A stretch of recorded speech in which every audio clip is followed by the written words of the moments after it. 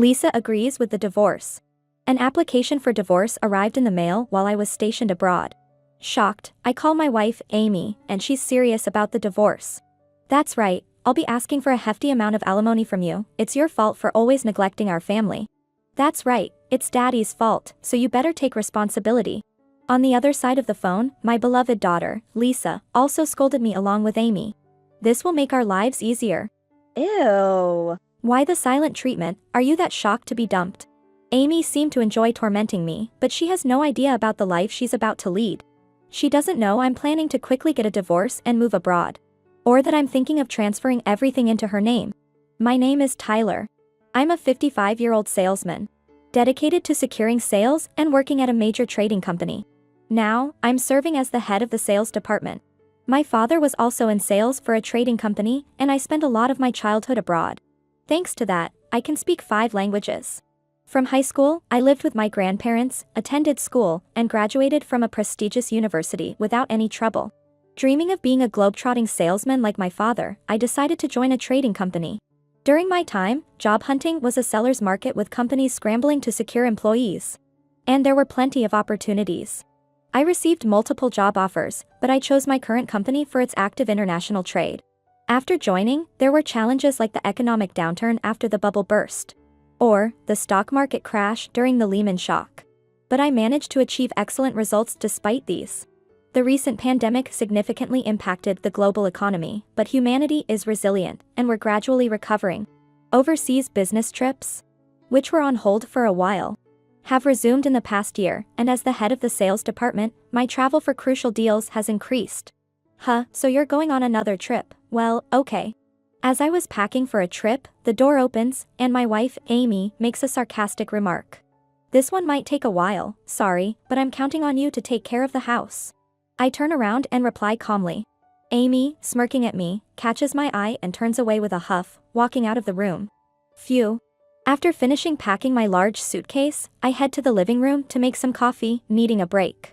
Really, making a show of packing by himself, so passive-aggressive. I stop in front of the door when I hear Amy's displeased voice from the living room. Well, it's better if he doesn't need our help, isn't it? That conciliatory voice is my daughter, Lisa.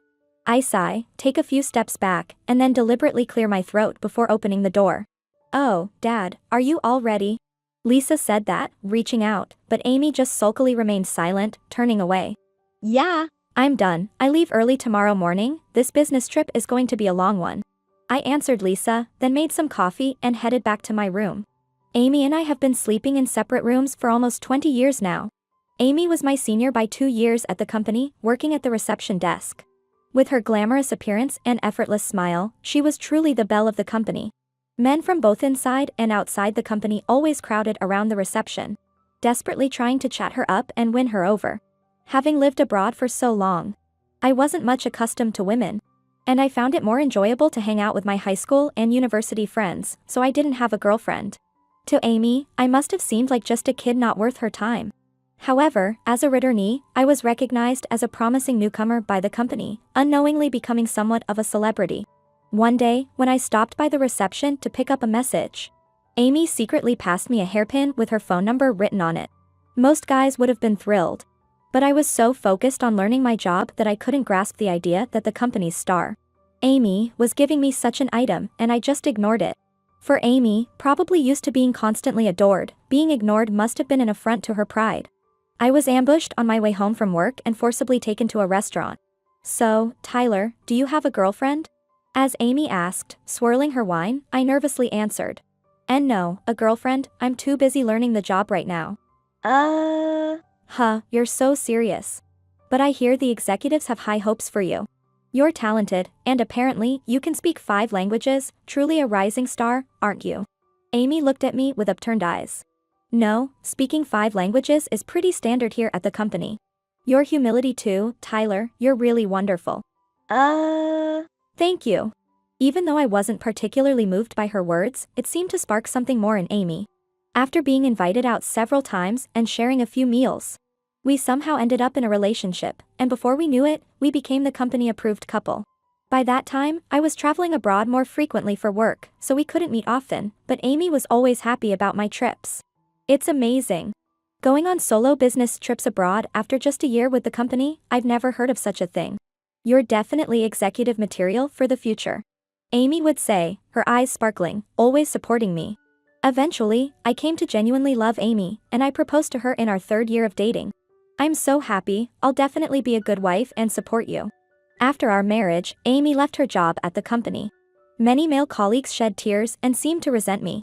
But by then, I had become respected in the sales department, and no one dared to complain to me directly. Soon after our wedding, we found out Amy was pregnant. We moved in a rush, but Amy was hit hard by morning sickness and could hardly do any housework. I did my best to help, but she found fault with everything daily.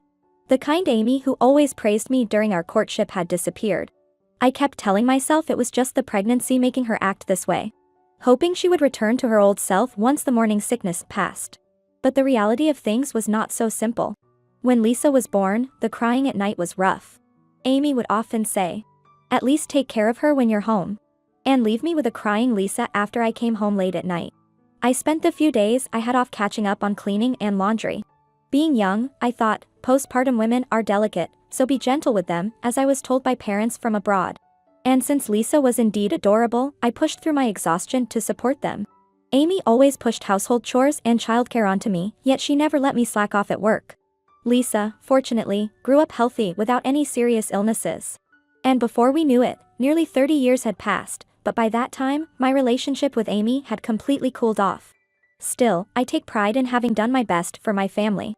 We even moved to a high-rise apartment, as Amy wished, when I got promoted to department head 5 years ago. After all, a department head at a top-notch company has to live in a place like this. For a moment, Amy was in high spirits, and we lived a peaceful life for a while. But that peace quickly faded, and Amy's attitude turned cold again. It seems she's fine doing Lisa's share of the chores but absolutely refuses to do mine. The misery of doing household chores with my tired, aging body was indescribable. The thought of divorce crossed my mind several times. But being too busy, and seeing Lisa nearby, have kept me from going through with it. So, it doesn't bother me anymore that Amy doesn't help me pack for business trips or if she badmouths me within earshot. Alright then, I'm off. The next early morning, I muttered quietly in the empty hallway and left the house. For me now, it's when I'm working that I feel most my sense of purpose. After successfully completing the travel procedures and boarding the plane, I closed my eyes. My body felt heavy because I couldn't fall asleep easily last night. Closing my eyes, yesterday's conversation between Amy and Lisa echoed in my mind. Ha! Acting as if you've done nothing wrong, with that holier-than-thou attitude, that's what I can't stand. As soon as I stepped out of the living room with my coffee, Amy started complaining. Well, it's because of him working hard that we can enjoy our life, isn't it? I really wish you would try to keep him in a good mood a bit more. Lisa, with a laugh in her voice, tried to calm Amy down. When Lisa was young, she was attached to me, always saying, "Dad, Dad." As she hit puberty, however, she started to act rebelliously towards me. On the other hand, she seemed to gravitate towards Amy, who was not much of a caretaker but was fashionable and youthful. Amy, indifferent to parenting, must find Lisa, who speaks sweetly, a more manageable partner compared to me, who can be nagging. When it came to expensive decisions like high school or college enrollment, Lisa would become obedient to me and take my advice. Lisa, more cunning than Amy, cleverly navigated between the two of us to benefit herself. Initially troubled by Lisa's rebellious attitude, I was pleased when she became docile, but a certain event made me realize her true nature was twisted. I used to criticize Lisa for not finding a job after graduating from college, calling her activities bridal training while she just hung out. But now, I don't even feel like saying anything. "Dad, do you know any good guys at your company? I wish to find someone reliable and wonderful like you, Dad." Occasionally, when I'm at home, Lisa would say this, almost like she's flattering me. "Well, if I see someone promising, I'll introduce him to you." I respond with a smile, but my heart has grown cold. In the end, Lisa probably just wants someone convenient to leech off, just like Amy does. One victim in this family is enough. With that thought, I've been dodging the issue, pretending to look around. But, he never introduces any men to me. I'm already 28, I want to get married soon and become a graceful stay-at-home wife like you, Mom.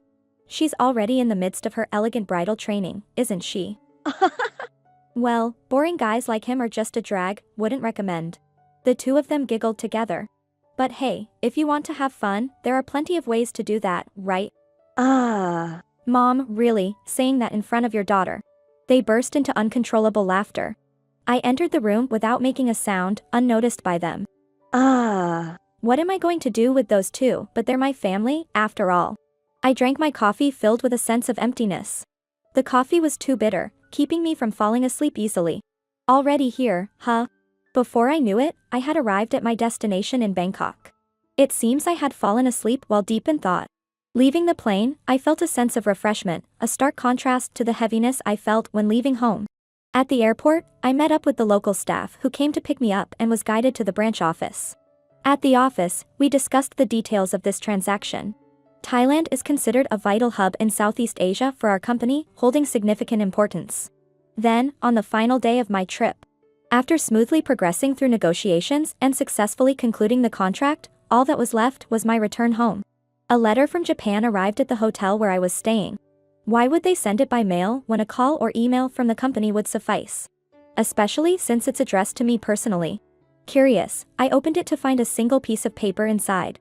Unfolding it, I saw that it was a divorce paper. Signed and stamped by Amy. What's this, sending it all the way to Bangkok? Couldn't she wait until I got back to Japan? Feeling exasperated, I decided to contact Amy anyway. Oh, how unusual, did the post arrive, by any chance? Amy said, sounding meaningful. Yeah. The divorce papers did, what's this all about? When I calmly spoke, Amy grinned and laughed. What do you think? I want a divorce, you've been neglecting the family so much that I've finally run out of patience. She declared triumphantly. Is that so? To my response, Amy laughed scornfully. I'm serious, even our daughter agrees with the divorce. Amy rattled on without giving me a chance to interject. So there you go, I'll be taking a hefty alimony, thank you very much, it's all your fault for always disregarding the family. I could also hear Lisa's voice in the background. That's right, it's all Dad's fault, you better take responsibility. Lisa said, berating me. This will make our lives easier. As I listened to their barrage of insults, Amy burst out laughing. Aww. Come on, why so silent, shocked at being dumped? Maybe he's crying over there. I quietly told them both. Understood, let's get a divorce, I'll give you everything I own. I made this promise. I'll also take the savings, you have no complaints, right? After all, I've supported you all this time, so you should be grateful and hand it over. I could almost see Amy smirking over the phone. Understood, let's proceed with that. As I heard their triumphant laughter, I hung up the phone. Well, things are about to get busy. Muttering to myself, I decided to get moving right away. Upon returning to Japan, I immediately submitted the divorce papers and completed various procedures. Phew. With a refreshing feeling I had completely forgotten over the past 30 years, I cracked open a beer. Leaning back in the chair I'd brought out onto the deck, I felt the pleasant breeze. A hum escaped me involuntarily. Then, my cell phone rang loudly. Who's that? Picking up the phone, I saw my ex-wife Amy's name displayed. Hello? As soon as I answered, Amy's hysterical screaming came through from the other side. Hey, what do you think you're doing? Amy yelled, her voice so loud it distorted the sound. What do you mean, what do you think you're doing, what's going on? I responded coolly, and for a while, all I could hear was her heavy breathing, as if she was out of breath. Something about a certificate of content arrived. She started speaking again, still panting. Just as it says, due to the divorce, your infidelity has been uncovered, so I'm claiming compensation. It's not just that, is it? Amy's voice trembled. Yeah. It includes the DNA test results that Lisa isn't my daughter, right? There's also evidence you tricked me into raising Lisa. So I'm asking for the return of all the child-rearing expenses I've incurred. If you're not willing, we'll go to court. But, I can't pay something like $300,000. I said with a sneer. Then why not have Lisa's real father pay? Seems fair, doesn't it? Who are you talking about? Don't play dumb, I know everything, all of it. I said in a low voice, making Amy gasp in fear. But, he doesn't have that kind of money anymore, his ex-wife took everything. The savings, the retirement fund, everything. Her feeble excuse was as good as admitting Lisa had a different father. I was exasperated by Amy's usual foolishness. It's the former executive vice president Brown, right? Amy gasped on the other end of the phone. I only found out about this recently myself. Surprised me, too, to think that our matchmaker at our wedding was actually your lover. You. Amy groaned, but then, as if realizing something, said, Did you tell Brown's wife about this? I was impressed Amy caught on for once. That's right, You catch on quick. I gathered all the evidence and informed his wife. All this meddling is too much. She was grinding her teeth, but there was nothing more Amy could do. His wife was furious about the years of betrayal. Their son is a lawyer, and through his connections, they hired a top-notch lawyer. They managed to take almost all of his assets, didn't they? I added more. Speaking of which, his wife mentioned she was going to sue you for damages as well. What did you say? Amy screamed, and then there was the sound of rustling papers. This? It seemed she had also received a certified letter from Brown's wife. Damages of $50,000, I can't pay that.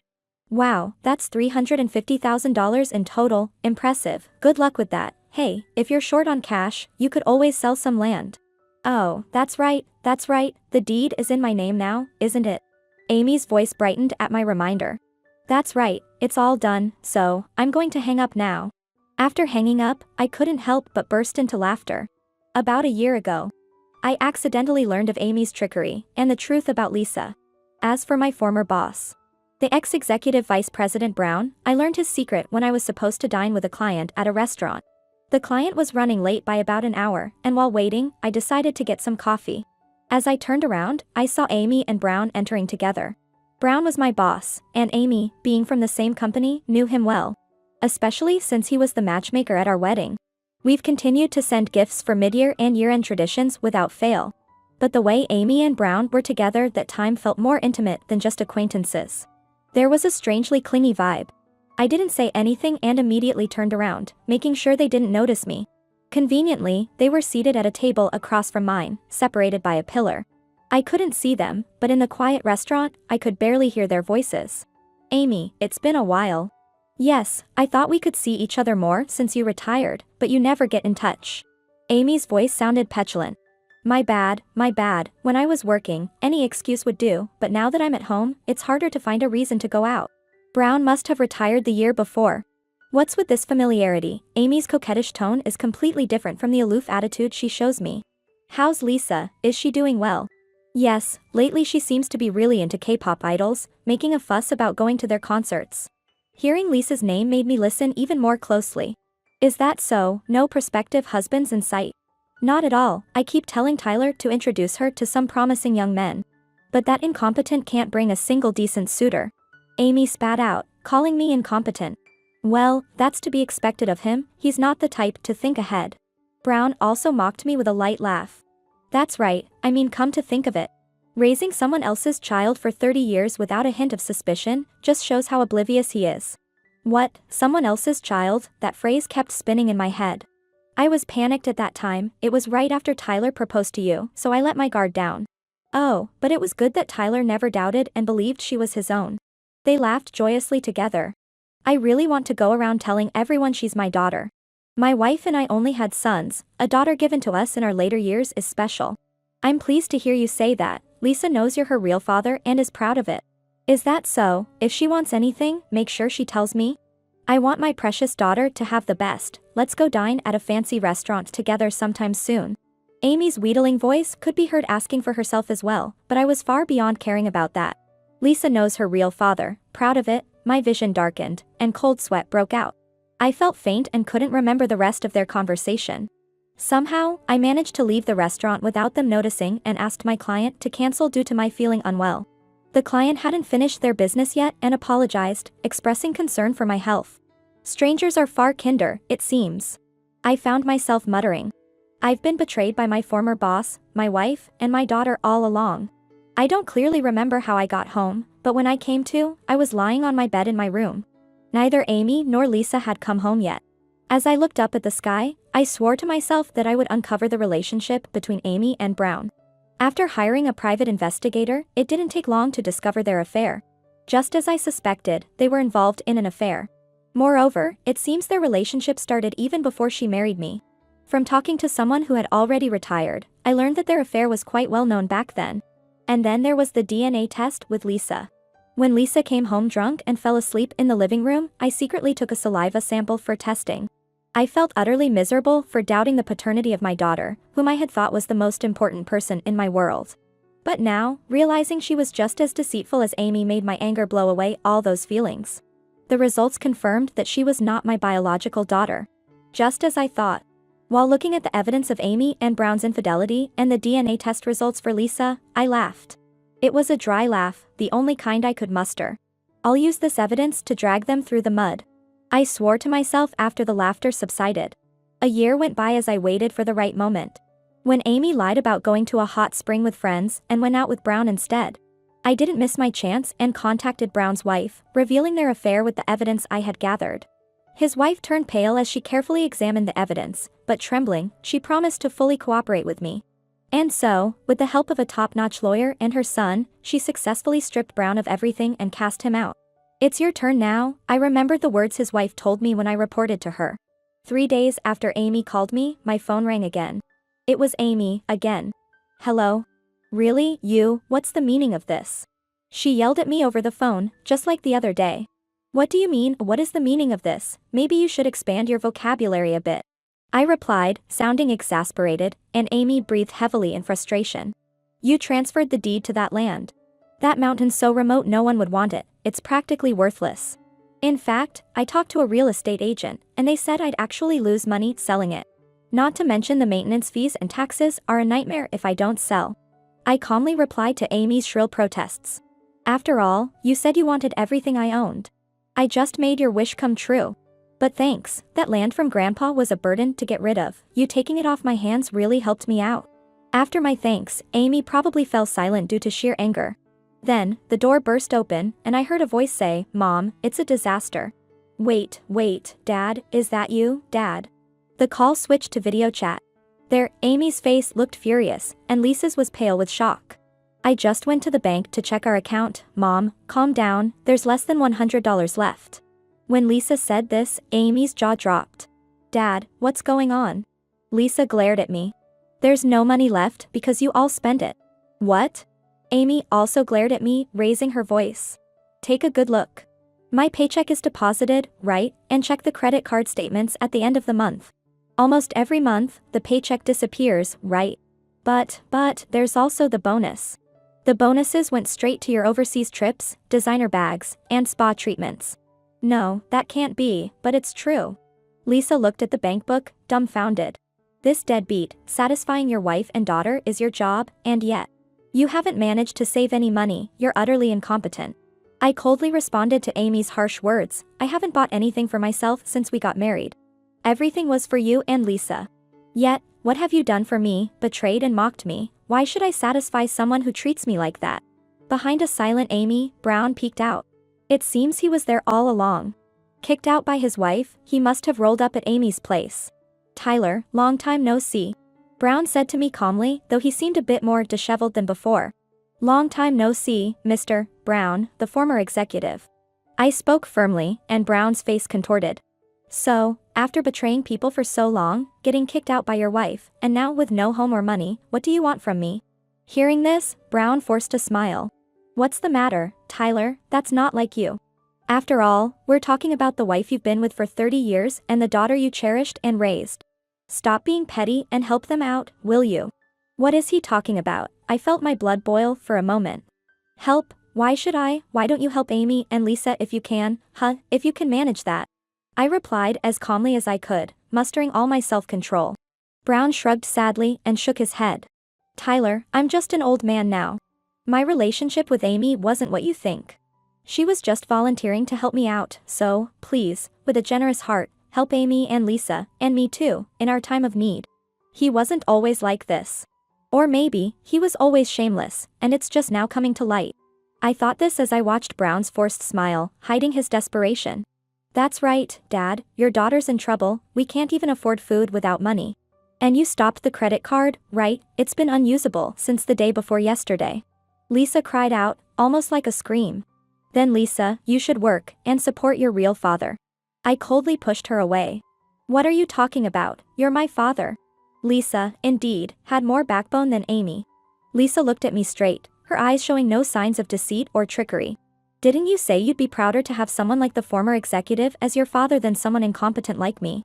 If that's the case, you should cherish that father you're so proud of." I said this in a guiding tone, and Lisa exploded.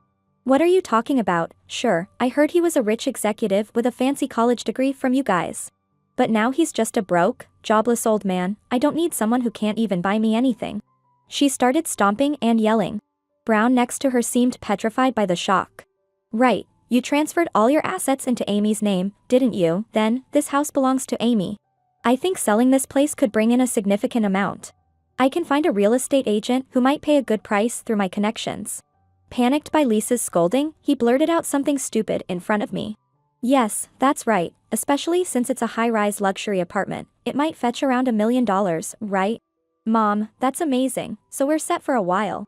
Lisa, who had been stomping her feet just moments before, suddenly broke into a smile. Tyler, my apologies, we're going to sell this condo you bought and use the money for living expenses and alimony payments. Brown cheerfully told me, to which I enlightened him with a fact. What are you talking about? This condo wasn't in my name to begin with, so, naturally, it doesn't become Amy's property.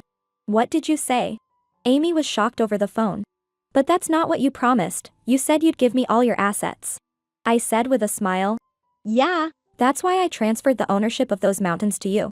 Plus, I gave you the furniture and appliances you bought for your hobby, though they were bought with my card. Those mountains are nothing but a nuisance. She exclaimed and slumped to the floor. Then whose name is this condo under? It's under mine. A man popped up beside me, causing Lisa and the others to scream. This is Kenny, my childhood friend and my current employer.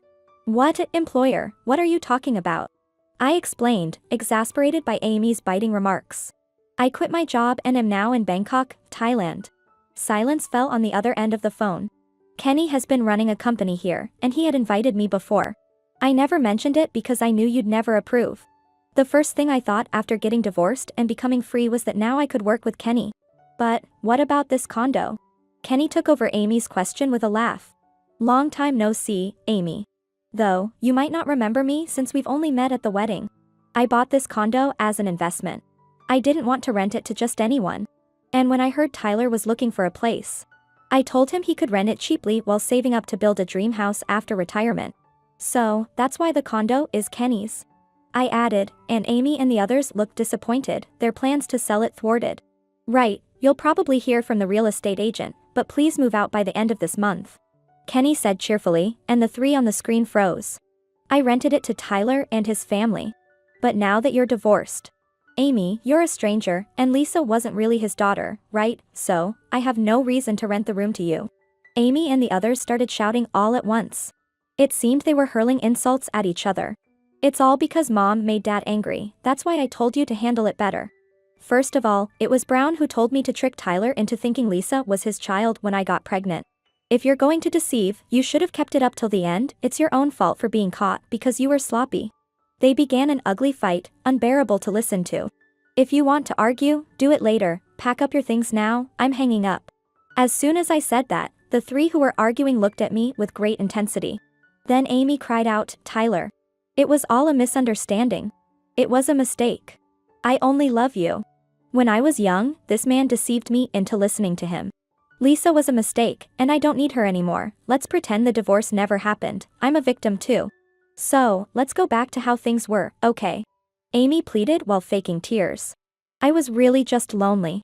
You never paid any attention to me, so I thought. If I mentioned divorce, maybe you'd finally look at me, I'm sorry, I was so foolish. Not to be outdone, Lisa snatched the phone from Amy. Dad.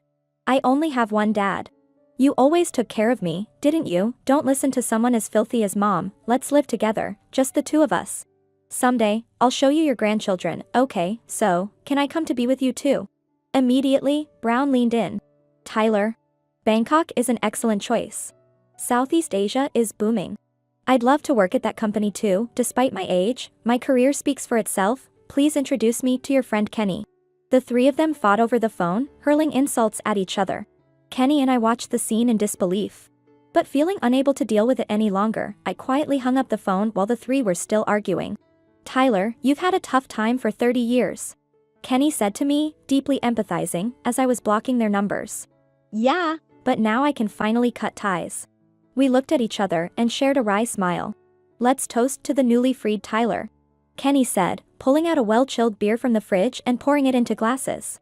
The beer we toasted and drank tasted better than ever before. Following that, just as Kenny had said, the real estate agent advised Amy and the other two to vacate the condo.